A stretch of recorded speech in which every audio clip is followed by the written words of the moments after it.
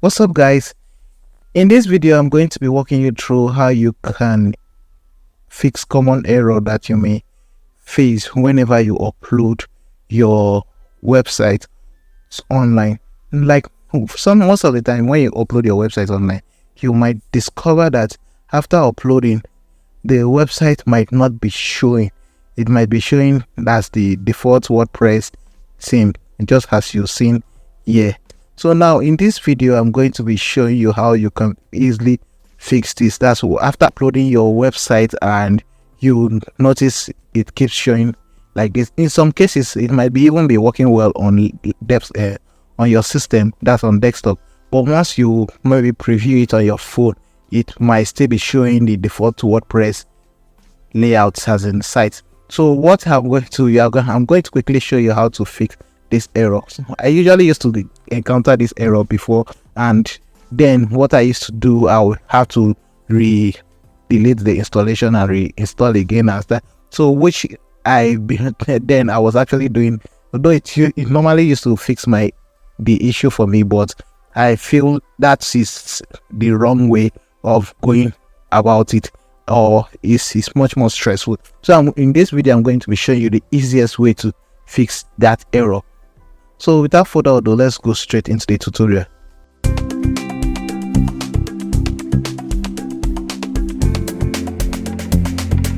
Hello guys, you're welcome. This is Kingsley from Blast channel. In case you just joining me for the first time, please ensure you subscribe to my channel, and also don't forget to hit on the notification bell so that you get notified each time I upload new video, or so that you'll be the first to get notified whenever I upload content like this. So to do that, what you're going to be doing, we are going to quickly, once you install your website, or better still, our advice whenever you creating your website, ensure you always have one cache plugin installed.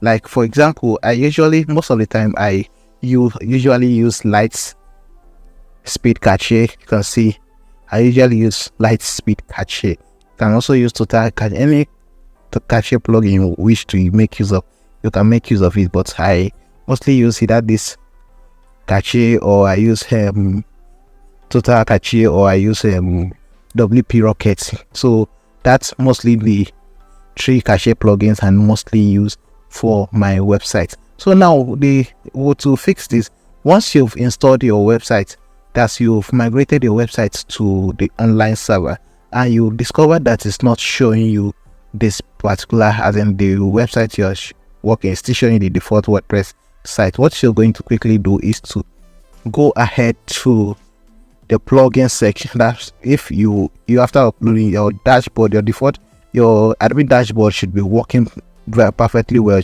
just as you're seeing that. So what I'm going to just do, you can see under I already have my Lightspeed Cache installed and activated. So that is why you can see this icon here is for the Lightspeed Cache. You can see it here. When you scroll down, you can see Lightspeed Cache here. So what you're going to do now, I'm going to go, or you make use of this one at the top here. Just scroll, you'll see where you have Push Cache. Once you click on this Push Cache, it's going to solve that error. Once you click on Push Cache, you allow it to reload. Once it's finished reloading, then you can now check you can see all cache has been successfully purged. Once you do this, you can now try your website, reload your website. You are going to see that everything will be working perfectly well.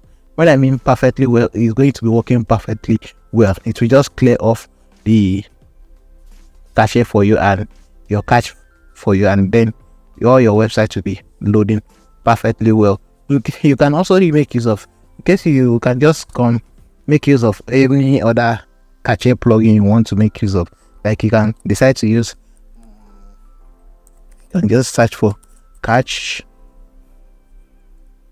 Once you search for that, you can see this is Lightspeed Cache. You can decide to use it. You can decide to use WP Total Cache. All serve the same purpose. Let me say, for example, let me install this WP Total Cache. Let me show you how you're normally going to see it, how the layout is going to look like. Let me quickly install it and show you how it is.